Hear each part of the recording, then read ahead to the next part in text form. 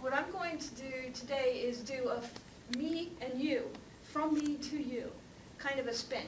And on each slide, you'll see a sticker, me and you. And what you'll be able to do is see some connections that are really cool between what I do and what you need to do and the lessons you need to take forward, I think. Because I think neurotypical people are not necessarily good at the connections like the autistic people tend to be. So I'm going to hopefully hand this to you in this way to make it a little bit better for you. So with that, if that concept works, then this is brilliant. And if it doesn't work, then we'll scrap it and go forward. But let's just see. I think it's brilliant. We'll see. So this is a little bit about me, right?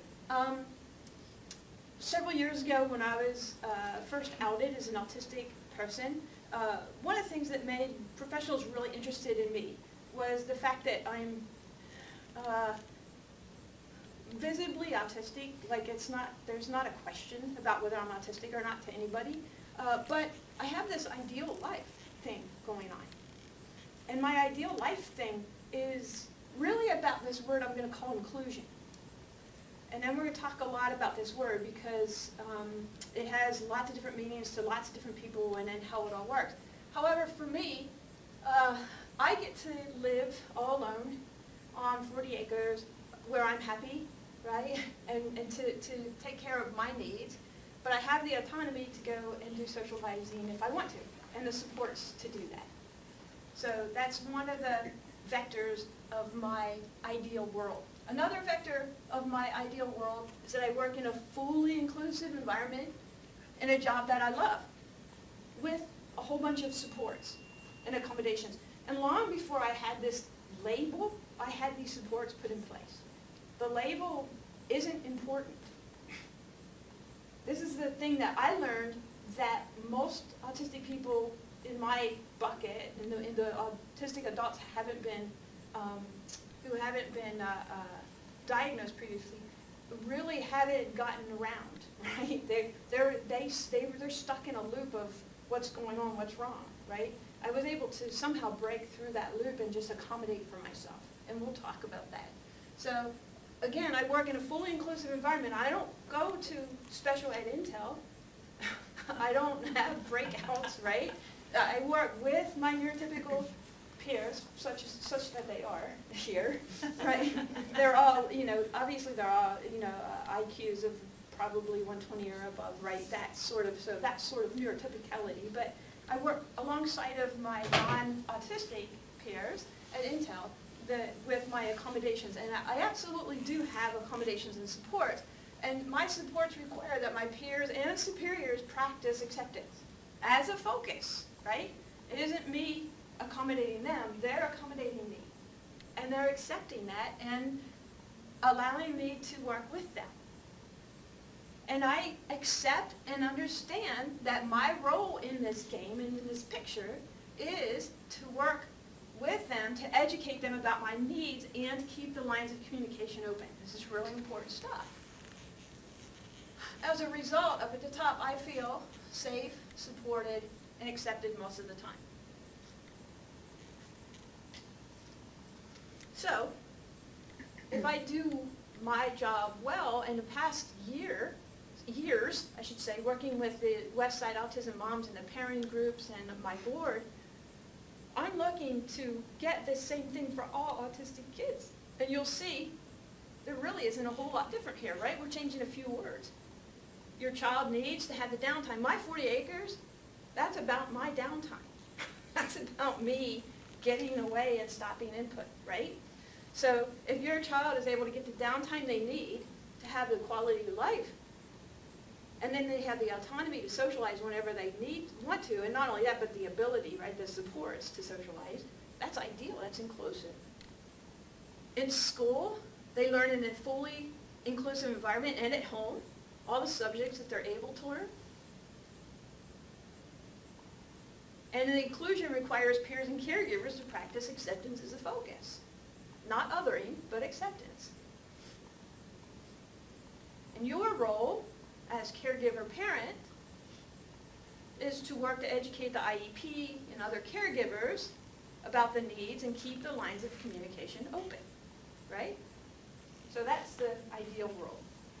But let's talk about this thing called schools, because, you know, schools has this interesting mix of things that go on. When we throw labels and IEPs and 504s and all those things into the bucket, what happens is we get these paradigms that look like mainstreaming, we all know about mainstreaming, and or just dropping our kids off in classes and expecting them to do well without the proper support, and or otherwise othering the students, right? So in mainstreaming, there's disability as the focus, right? We're allowing the special ed kids to come in for some amount of time, and we're all, it's a disability thing. And we're all not really including them, but we're allowing them to be with us. That's what's called othering, right? They're not really part of the class. We're just graciously allowing these less than people to be sitting next to us. That's the mainstreaming environment and what's more known in schools today. The other thing I see is parents who just go, hey, I'm going to include my kids, so they're going to go to school, but not setting the right supports in place because, you know, they're mildly affected, right? I see that a lot too. And so no to both of those things. That's not what inclusion is about. Inclusion is about, just like for me, that they're included with their neurotypical developing peers, their non-autistic peers, most of the day in a supported environment with acceptance as the focus. And here's where the rainbows and the unicorns all end, right? Because I don't know about you, but I have yet to see a school or find a school that actually knows how to do this. That's the bad news. The good news is that I'm able to teach them how to do it, which means so are you. This is a brand new concept to the schools around here. But there, I have at least one school right now doing it very successfully. We can roll off of that model, and that's what I'm hoping to teach today. So, here's a slide that I did for my autistic people. This is not for parents, this is for me, and it talks about how we advocate at work. So, I have these 4 vectors when I advocate. This is the 4 vectors that I use to develop this inclusive life. Acceptance, awareness, disclosure, advocacy. And everything I do kind of falls in those buckets.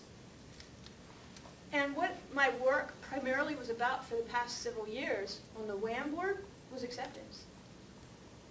It was changing paradigms about what autism is and getting everybody to understand that there's limits, and those limits are not a bad thing, they're just a thing, and to work with those limits. Awareness, learning the individual needs and context of the symptoms that they manifest. We're going to start spending a lot more time on that, although I did do a bunch of that work too.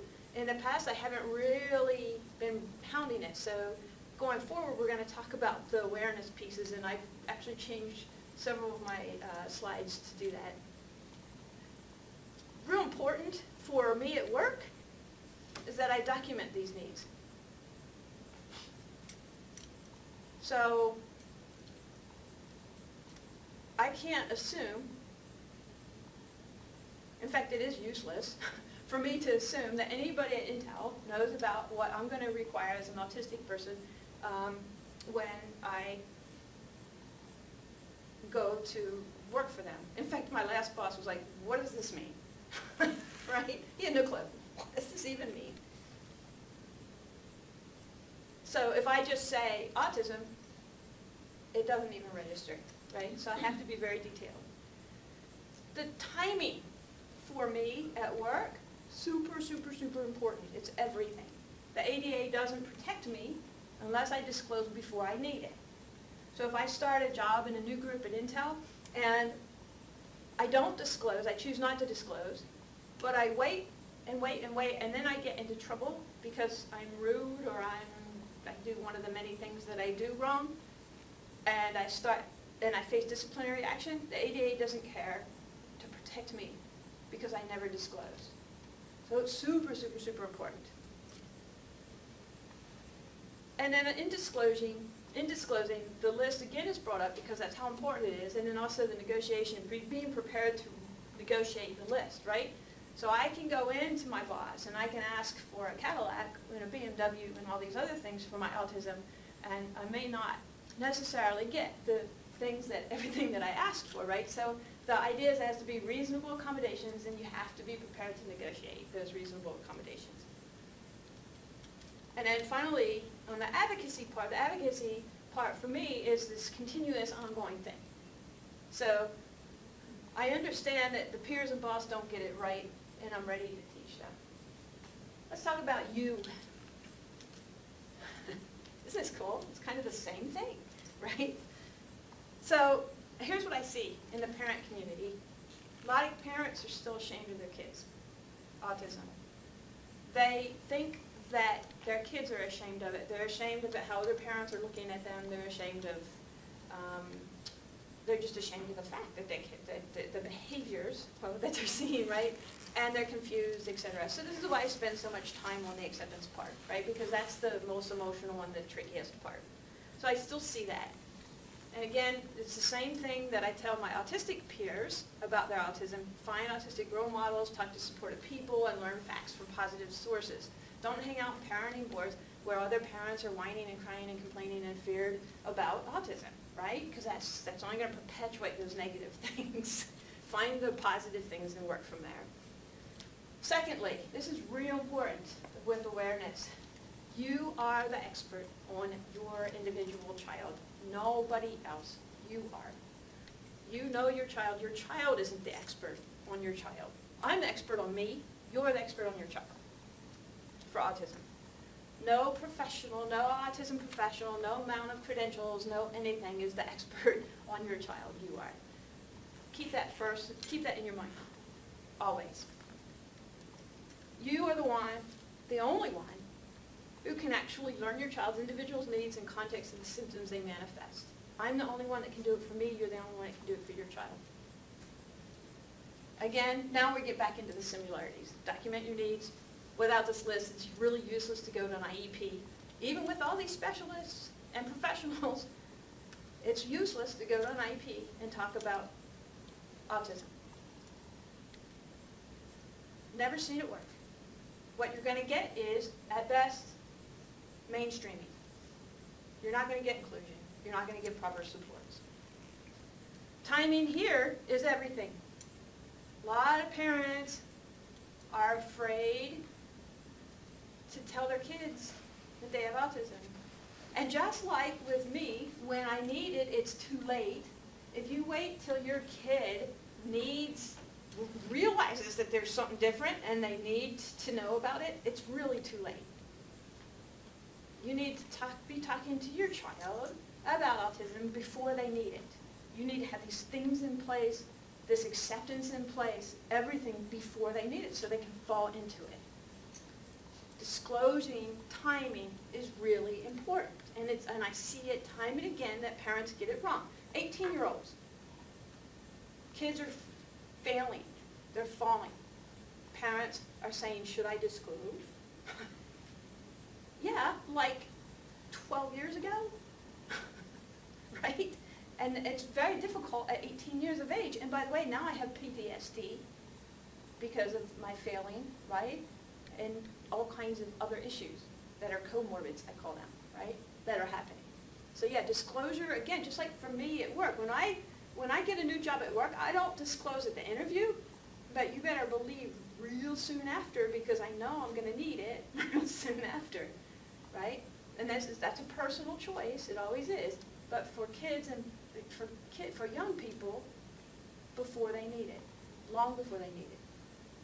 And worst thing in the world, if you think about it, worst thing in the world would be to hear somebody telling you by talking about you, which neurotypical people do all the time, right? So that's the worst thing in the world. But better that you have that conversation, like, even if you don't think they can cognitively get it, better you have that conversation earlier than later. And then advocacy, again, it's a loop, it's a continuous process, right?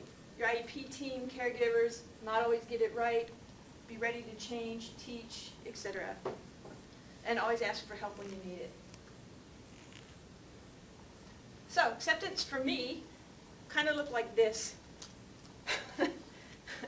It was this story. Kind of lived my entire life working in places with really successful people because, you know, I was able to, an IQ level, work with really successful people, but yet they were always able to do so much more than me. And physically, I would get physicals, I'm fine, I'm a healthy person, I'm an athlete, you know, but yet I would continue to have panic attacks and go to hospitals and physical exhaustion more times than anybody that I know, physical, like diagnosed, physical, etc. And so I spent most of my life, from my career life, going, what the heck is wrong with me? And the way that I survived is that in high tech, the way I survived in high tech is I did not allow myself to be promoted to the grade level that my IQ is able to handle. So I just said, stop, no more promotions, and I couldn't really articulate the reason, and I had to switch jobs a lot because that was weird. And I knew that, and I just navigated the scene that way. That was before my label. But that whole time, I'm thinking, what's wrong with me? There was no acceptance of anything there. This is what I see in the parenting world, this very thing, right? I see he isn't that affected, he can probably pass for normal. I actually hear these. I've heard every one of these statements, by the way. Just wanting to have friends, to play sports, get married, you know, all the normal stuff. I don't understand what's going on. It's as if he's overwhelmed for some reason, right? So again, this is where so you have to, acceptance doesn't mean that you give up trying or give up, right? It only means that you're giving in to different possibilities. But you have to drop these things and this focus on fixing and open up your mind to the other possibilities in order to get there. And I'm going to end that conversation here because I've done most of my work to date on this conversation and acceptance. So, there's another aspect of acceptance that was really, really, really, really important for me. And that is that being tough is not enough. I had to learn to accept that there is a wall in front of me that I literally would not be able to climb. That's the disability part. And understand where those limits are and be able to, I had to learn to say no. I can't do that, right? I had to learn to say no. That was really, really, really important for me. And before I learned that, I would destroy myself through these physical, right? So the connection was I went to the hospital, right? How does that relate to you? A nonverbal person, or even a verbal person, child, and I love these kids. I love these aggressive kids. You know why? Because they want to live. They're telling you through their aggression that they want to live. They're telling you, I don't have any other way that you understand to say no. How can we fix that? For me, one of the most important, powerful, empowering tools was to be able to say no, but not just say no, because saying no doesn't work, right? If back here, if I said just no to stuff, I'd be fired. I'd be thrown out, right? Kids learn to say no at 2, even nonverbal ones. They say no at 2, right? If you don't set up the world for that no to actually mean something, it doesn't mean anything. You have to set up the world so that it works. You have to be able to empower your children so that when they say stop, no input, nothing else, I'm at my end, that the world respects that. That's what I've done in my life. I tell my boss no travel unless I get time off after. And by the way, I need time off up front too. I need 3 days up front, usually a week or so after. And they've had to learn to, my boss accepts that. or he doesn't, right? And we get somebody else to travel. I don't care either way. Me going traveling, not an option most of the time, right? So when I see aggressive kids, so far, 100% of the time, they did not have a way that they trusted to say no. Because sometimes that worked, sometimes it didn't. And here's the deal with black-white thinkers. Something that sometimes works doesn't work. So they need to be empowered with that one hand signal, that one thing that means you and the rest of the world will respect that they need to be left alone. They need to learn that tool. Once they learn that tool, the whole hitting thing goes away, 100% of the time so far. But acceptance isn't enough. I've learned to say no, that there's some things I really can't do. After acceptance, you have to get an awareness. And I'm not talking about autism awareness. That's crap. That's garbage. This is self-awareness, right? And awareness, for you guys, it's awareness of who your child is as a person. And what is their sensory profile? What is their sensory diet? What are their special needs, right? One of the things that I talk about till everybody's sick is token theory, right? Or spoon theory. Everybody knows what that is at this time, right? Energy in, energy out. Everything that I do, I weigh how many tokens is it going to take? How many spoons does it take for me to do that task? I have to do that for everything that I choose to do throughout the day. You need to do that for your kids because they're not going to do it themselves. And we can cover this more in the question session if anybody needs it, but I think that most of the people here understand token theory pretty well. Nobody makes enough of a fuss about the sensory processing part of autism. And this is the piece that's new this year and the piece that I'm going to really start hammering to everybody. Understand that sensory processing is biological and situational. So I have good sensory processing days, I have bad sensory processing days. Good sensory processing days equal to good autistic days, meaning I'm less autistic. Bad sensory processing days equals I'm more autistic. I can't tell you why every single time I have a good day, I have a bad day, any more than you can tell me why, as in your typical person, why you have a good day or a bad day, right? But I can say that there's some things that have definitely affected, like health things, right? If my sleep is off, for example, I'm going to have more bad sensory processing days, right? If I have a fever, I'm guaranteed to be more autistic and have bads, but it really is about the sensory. My sensory processing breaks completely down. My real-time processing breaks down, which hits that, right? If I'm anxious or if I'm in an environment where I'm not comfortable, I have less abilities. Extreme emotion, sad, happy, etc. My father died, I crashed so hard, physical exhaustion, but it resulted in me not being able to sensory process the world for almost 2 years. I was more autistic.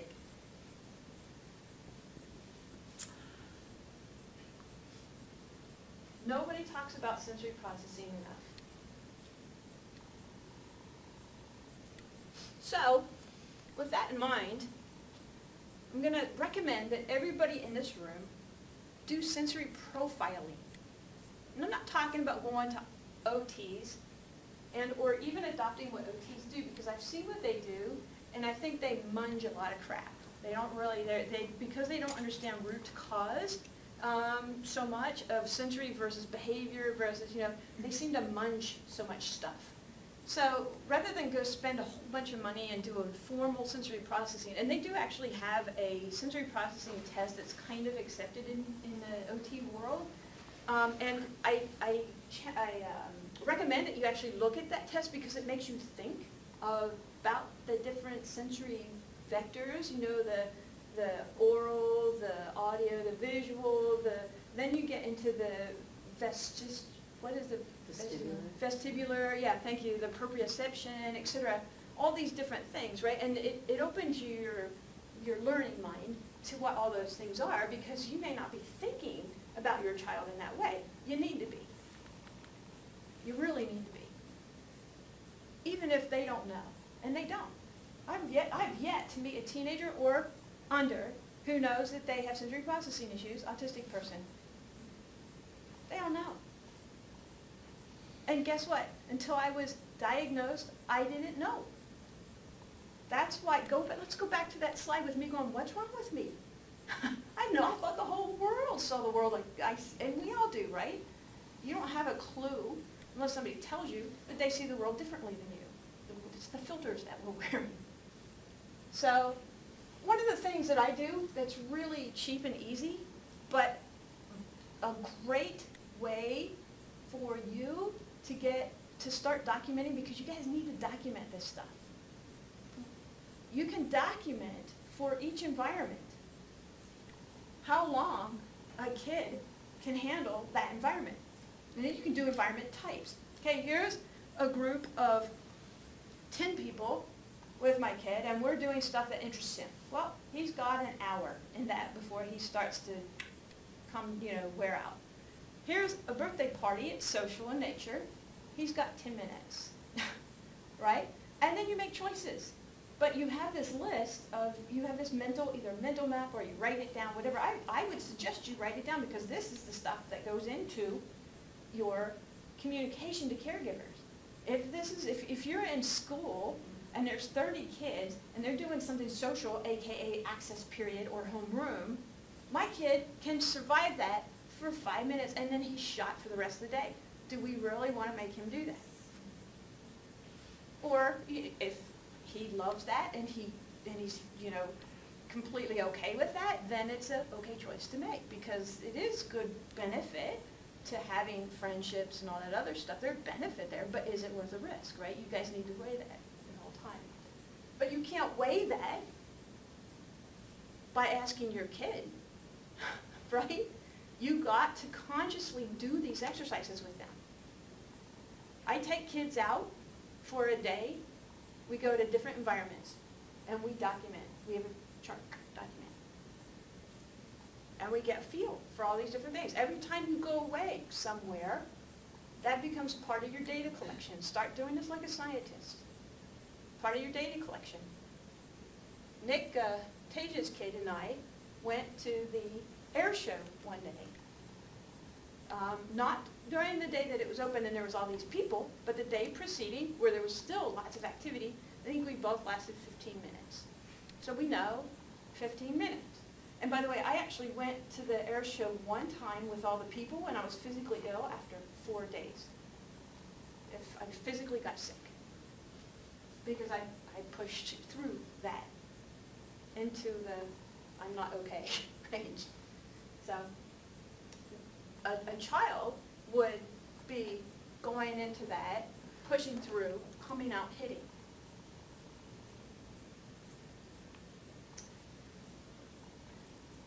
Me, this is me now, we're back to me. I made a sensory diet for my work. Sensory diets are really, really important, because your sensory system inside of a person with weak EF and weak executive functioning skills, right? This applies to ADHD people as well as autistic people, and this is where, if you change your Google search from autism to ADHD, because this stuff is really applicable and good, you need a sensory diet, because we're either over-aroused, our systems are either over-aroused, like for example for me in the air show, right? There's just all this stuff going on, and I have this huge anxiety, and I need to calm my sensory system, or our systems are under-aroused. And if you look at my sensory diet, even though I'm known for having extreme hypersensitivity to noises and getting over-aroused, if you look at my sensory diet, you'll see that most of my life I'm under-aroused. I have an under-aroused sensory system. So I go to the gym and I do foam rolling, which is myofascial release, deep pressure, same thing. I do that frequently, pretty much every day. several times a day. I take walks 10 minutes or more several times a day. Both of these are arousing my systems. I pace and I have fidget toys during meetings, and or I do one or the other or both, depending on how under-aroused I am. Now here's for over-arouser. My over-arousal, the thing that I am hyper about is lights. I can't stand lights. Noise. I don't like noise. I wear earplugs. I turn the lights out of my cubicle. My boss calls my cubicle the den.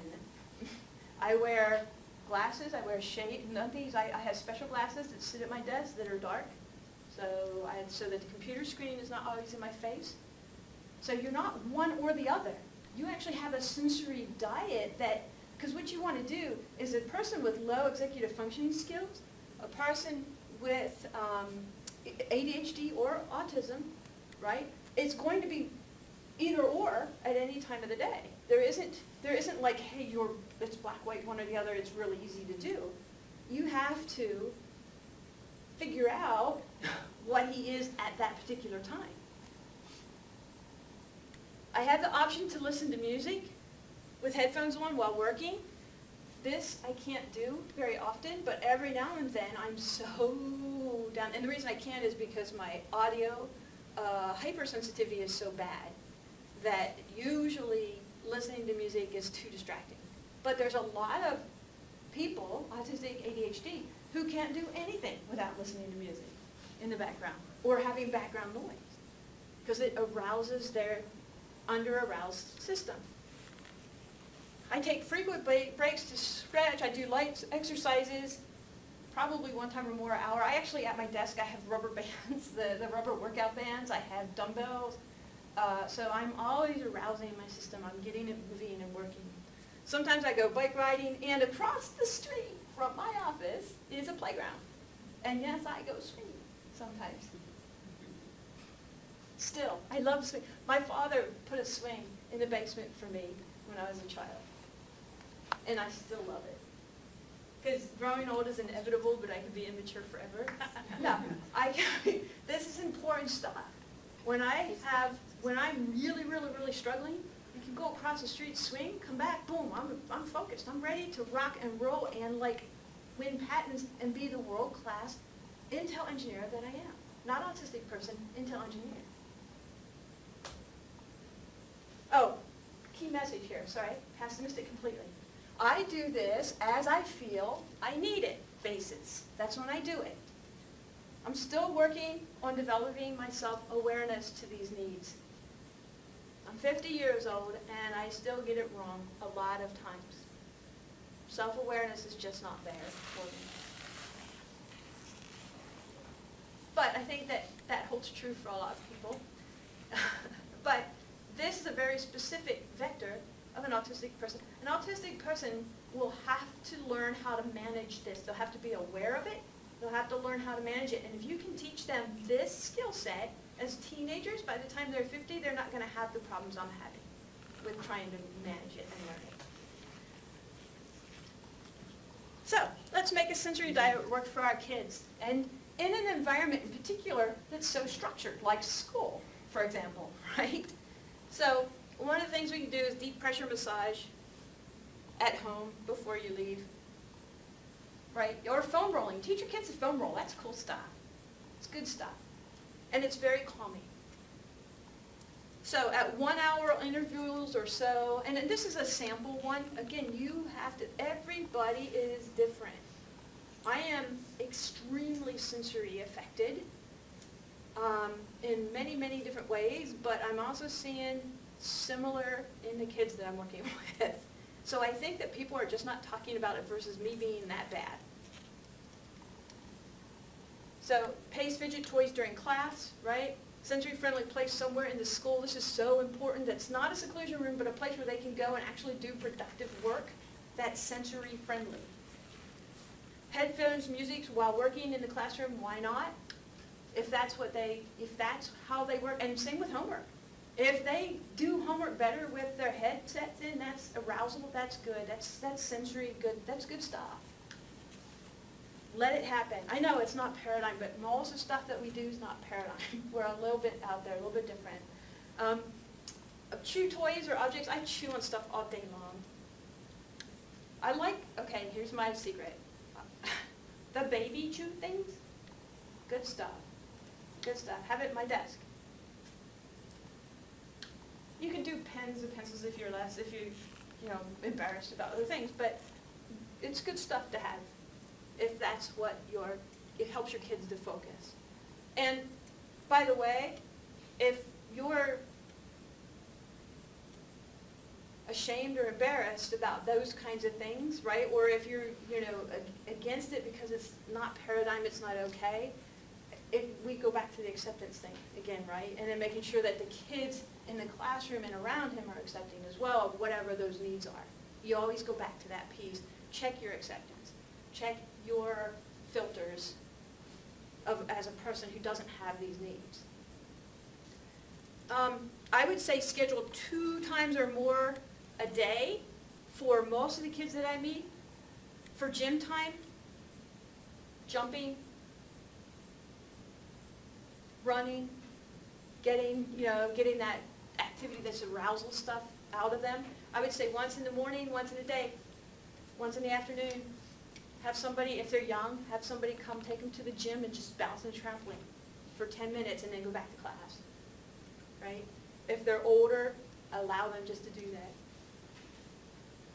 And then if the swings or whatever exists, add that too. Whatever works, right? It's your job. Let's go back to you are the expert on your children. That's why this is so important. I can't tell you. I can only tell you me. I can tell you me. You need to figure out you. Now let's look at that little orange thing here, right? In school, it has to be followed as part of a schedule in school. 2 reasons for this. One is, like I said, kids don't know that they need it. They have no clue. It's just behavior to the specialists that are with your children. Your teachers, it's just behavior. It's not under-aroused system, over-aroused system. They're not using that word, right? They're labeled. Temple Grandin just came out with an article that said label locked, right? They're label locked into, it's just an autistic kid behaving badly, right? It just becomes that, right? No, they need to have this built into their schedules, right? Build this into their schedules so that they actually have the ability to go back and be the world-class people that they are, right?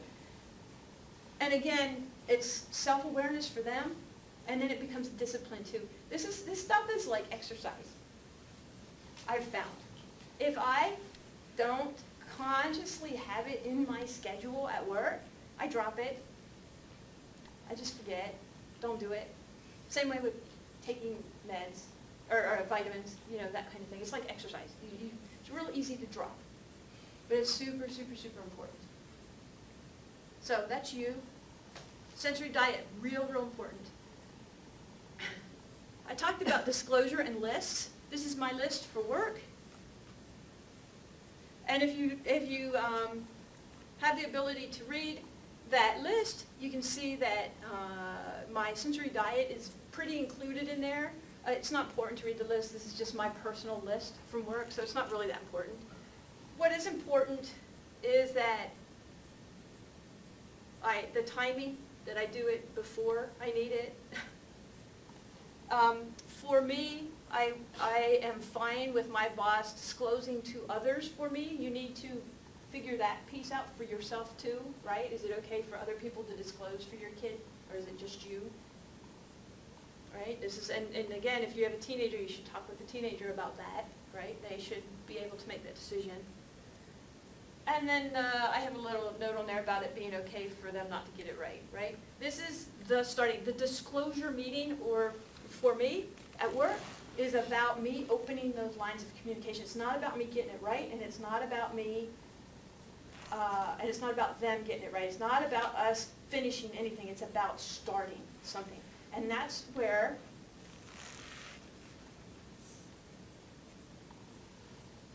parents in IEPs in particular get it wrong. They think an IEP meeting is where things are finalized. It's not. That's the start of something. Here's a I'm sure everybody's seen this list by now. This is a recommended list that I have, pick list for kids that I work with. And there's, the headphones, right, to listen to music, the sensory arousal thing here. We have a sensory-friendly place for sensory calming stuff, sensory-friendly environment eating lunch, cell phone to call parents if I need it. This is feeling safe and secure, right? We want to always have those things for our kids. So this is just one of the, this is my pick list, but there's plenty more things here that you could add, right? One of the things that parents in particular don't know is that you can often do private rides to school. Not often, always. You can demand private rides to school because the bus is not a place where you want to spend tokens for your kid. I'd totally recommend that if you can at all get it without the huge amount of hassle, right? Totally recommend that because there's too many tokens wasted on a bus. Even today, I went recently with my group to Portland on a river cruise thing, and the diesel fumes and all of that. I was gone the whole next day. I called in from work, couldn't even make it the next day to work because of the noises, the fumes, etc. Not worth it. I won't do that again, right? So when you climb on buses, it takes a huge toll out of me personally, because I'm a very sensory affected person. Can't help but think that the kids are also feeling similar amounts of drain being taken from them. They're younger than me, and their bodies are more easily repairing. But I still can't help but think that that's a really big drain on most autistic kids. So I'm going to throw this in here as IEP BKMs and BKMs is best known methods. This is stuff that I see disconnects between parents and teachers and me when I'm in these inclusion meetings. So first of all, what I see is parents are assuming that people actually in the schools, these professionals actually know about autism. And the facts are that what I'm finding is they're very passionate, they're very willing, fabulous people to work with, and they're very disadvantaged in the education that was given to them and the time that they have to work with autistic, or to improve, right? So what they know about autism, because many of them don't have autistic people in the home, is often significantly less than parents know. And by the way, I'm going to take this out of the IEP context and say, same with psychologists and doctors, right? These guys have been given misinformation about autism because autism professional, the stuff in college and stuff is mostly misinformation, stuff being written by neurotypical people about autistic people that isn't even correct, and that's what they have to go on. So we're in a period of time right now, maybe for the next decade or so, that I think expertise level, you have actual autistic people who are coming out with, hey, this is the way it really is. That's your experts about autism. Then you have parents who know the most after that about autism because they're living, they're trying to work out how do I actually work with this autistic person, and they're seeing these things that we're telling them about. And then parents get even placed up higher because when it comes to an autistic person deciding about your specific child and you, it's you. It's not an autism. Even though we're experts about autism, you're experts about your child. So you are the overall expert on those things. I think that you need to obviously get help from other places, but to go into a school IEP meeting and think that anybody in that meeting knows about autism is as ridiculous as me going into Intel to my boss and saying, I'm autistic, please accommodate me. It's seriously I just switched jobs recently, and I actually still have the email. My boss is like, what does this mean? He had no clue, right? And the danger, actually, for IEPs is that nobody's brave enough to say, what does this mean? Because they're all supposed to know. So it's tricky. Parents think they do. and they don't. So, make a primer about autism. I have one on my page that you can easily, just make that primer. Hand that primer. That's not your conversation though. That's the primer. You can read that in your own time. It's a small, what is it about, right? Bring in a consultant or speaker if you can. Hire an ASD advocate. Really good option for a lot of people, not very expensive. And or use my slides. I have people in my inbox continually telling me that they just take my slides to their IEPs and they're successful at getting inclusive situations for their children. So there's a lot of different options to teach, but you need to teach. And I would say probably 3 hours of meetings before I can get an inclusive environment of me teaching. So that's about the time that it takes for me. And usually it's with my slides. So I'm educating about what we're looking at here. You're going to negotiate the strategies that make your child feel safe, confident, supported. Again, if you're not doing that homework with a sensory diet up front, if you're not doing that amount of research on who your child is in these contexts, you're not going to be able to negotiate. You're going to go in with nothing except he doesn't like this, he doesn't like that. That doesn't really help you to stop problems before they happen. Because the deal is with autistic people to stop problems before they happen, right? To stay in that safe, supported mode where my sensory systems are correct. Consider hiring an advocate. I would say an autistic advocate because that's really a good way to hit 2 birds with 1 stone because you can have the autistic advocate actually teaching. But if you can't find one, just hire an advocate because if you can, it's a cheap way, it's not a lawyer, but if you walk into an IEP with an advocate next to you, that speaks to the IEP team. That says due process is close. That's what it says. So, and it's cheap. It's cheap as opposed to a lawyer. And I know without a doubt that me walking into a room, when I am walking into an IEP meeting, I'm always the advocate, and I know without a doubt that I actually get heard more because of that. I know I have that privilege compared to parents without that privilege. At the IEP meeting, that one that they give you, right? Again, it's not the place where you're going to finalize anything, right? This meeting isn't about finalizing anything. It's about opening lines of communication. Go over your list and start understanding where the disconnects are and how much they don't know about autism. Then you pick what's my next strategy. For me, it was really easy. For me, it was like, hey, let's right away schedule the next meeting where I teach you some things. Let's do that right now before we leave. Okay, cool. Poof. Off we go.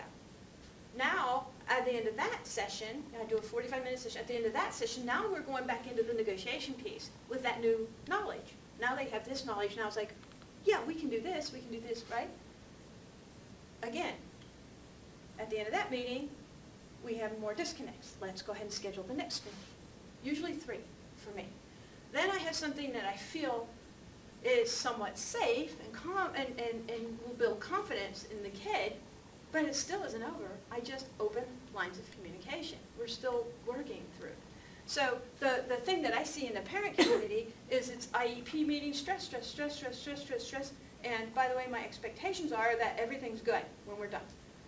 And that's a huge disconnect. It causes a lot of troubles in the world. It's not what it's about. It'd be like me going into my boss at Intel and telling him, autism, here's my list, and expect to never talk to him again.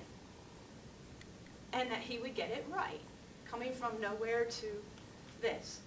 Isn't going to happen. And then the other thing I see is that parents neglect, and they think that the school's going to actually look out for their own kids, for their kids, and actually go talk to the other people who come in contact with your kids. It doesn't happen. So you need to take the time to go talk to the bus drivers, cafe workers, hall monitors, recess, et cetera, et cetera, et cetera. Somebody on the WAM board actually makes it their strategy to work in the schools. I think that's brilliant. Work in the schools so you know all these people. That's a brilliant way to keep lines of communication open. If you don't have that, that's fine. But do take your time to hit these people up, because don't even remotely believe that the IEP team is going to do that. And even if it's their job, they're too overworked to do it to any degree of satisfaction. Okay, here we go, advocacy. What is advocacy about? Advocacy is setting all those things in place, but keeping the communication loop open. What does that mean? It means it's my ongoing job to advocate for me. It's my job, not theirs. I need to take responsibility for that. It's not a bad thing. It's not a woe is me. I have another meeting with my boss to talk about a problem. Nothing like that. It's just part of being me, and it's okay. But it's my job. I own that. I have a rule. My rule is to never be emotional when discussing advocacy issues. Sure, I'm angry when I'm being mistreated. Sure, yes, it's frustrating. So what I tend to do is to write down the issue and walk away from it. Come back later, scrub out everything that looks like you did this, you did that, you did this, poor is me, and just scrub it for facts. And then I approach it with facts. And that's how I am successful at advocating for me, because nobody can deny facts. They can deny that they were this or they were that, but they can't deny that this action did this or that action did this, that, right? I recognize that my boss and coworkers do not have the same knowledge or perspective that I have. I have to recognize that. And I view them as a working team, not the bad guys, even when they do bad things. And while I don't expect them to get it right all the time, I absolutely demand that they improve over time. So I keep record of that. And if that's going bad, then we have a different conversation. I set up regular one-on-ones to discuss issues with them. So I discuss my job with them regularly. I have agendas. We talk about what I'm doing, talk about ways that I'm not succeeding in my job, and then why that is, and then we come up with new ways to support me and or I fix something I'm doing, one or the other. I never let problems fester for longer than 24 hours. It's a bad thing. And I remain flexible to ever-changing conditions of my context. So whatever the context is where this problem happened, as well as my abilities, and also the needs of others. So I have to stay very, very flexible in order to have an inclusive environment, because I am highly supported in my inclusive environment. So I have to understand that sometimes there's going to be events that I just can't go to. I want to, but I can't. Because it's not really reasonable for me to tell them that they can't have music at their party, right? And so I have to be okay with that, provided that I also can do events, that they have events that I can be included in, right? So there is some flexibility there. And then finally, I always have a backup plan of some sort for whatever the situation is. So for you, that was me, this is you. Is this working, the me-you thing? Is this cool? Yeah. Yes. Nice. Good. It's brilliant. It's your ongoing job to advocate for your child. It's not a bad job, it just is. You would do yourselves so much goodness if you could get over the woe is me stuff when you have to do IEP education and advocacy, because it starts there. It starts with how do you feel about it. Your outcome, and here you are opening lines of communication. Are your lines of communication going to be tragic, or are they going to be purposeful and meaningful? And by the way, this is an ongoing job. So you might just as well be okay with it. It's an okay thing. Make it a rule to never be emotional. I recommend the exact same process here. So when something goes wrong at school, instead of blasting an email off to the teacher, sit down and or to the WAM board or other public forums. That's not necessarily a great thing. I'm going to give you a social skills lesson here. That's not really a good tactic either, because that often, once you put out on the internet, it kind of is out there. And so if that comes back to your team, that you blasted them, that might impede your future ongoing advocacy efforts. Again, this is, instead of this one meeting, this one situation, this is an ongoing, ever-revolving thing. This is your team. You're not going to, if you were on a football team looking out for each other, and you like had a fight with somebody before, like on the line, they would open the line up and let the other team get you, right? It's the same concept. You don't want, you want your team looking out for you, so you need to look out for them. So write down privately your first response, which I'll guarantee you will be very, very emotional, and then go away and come back later, a couple hours later, and then scrub the emotion out. Get help if you need to. And then that becomes your email. Again, back to the IEP team, and the IEP team and caregivers not having either the knowledge or the perspective that you have. Don't expect it. They're your working team, not your bad guys. Don't expect them to get it right. But again, you do expect improvement over time. That's the measure by which you can measure it on. If you're in an IEP meeting and you're not getting what you want that one time, that's just, it's okay because you're opening communication. But if over time you're getting worse and worse and worse, that's a really, really, really bad thing. And that's what needs to be, that's the marker that you need to be measuring on. Set up regular discussion times. So I set up in IEP meetings, if a kid is in trouble at all and not going, things are not going necessarily as smoothly as I like to see them, I set up IEP meetings, I set up meetings with key stakeholders, not necessarily IEP team, but like key people outside of regular IEP meetings. Just set those meetings up and have them. And that way you can talk about good and bad and issues and making adjustments and all that. And eventually you'll have so many changes that an IEP meeting has to happen so that everybody is on board with all the changes that you guys are communicating. Remain flexible. Don't let problems fester for longer than 24 hours. I know that teachers can't always meet in 24 hours, but within 24 hours, send an email out, start the communication, get that one-on-one set up so that you can talk.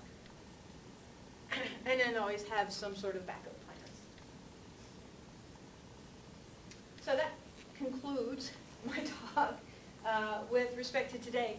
The pieces that I'm adding and the way, the growth that I'm hoping to give here are about being self-aware, awareness, the sensory processing, the sensory menus, the sensory diets, right? And then about approaching advocacy not as a one-time deal in any situation, not at work, not at school, not in friendships, etc. Keeping it open and keeping your mind open to the fact that this is something that just goes on, and that my role, your role in being a parent with respect to advocacy is in fact in keeping those lines of communications open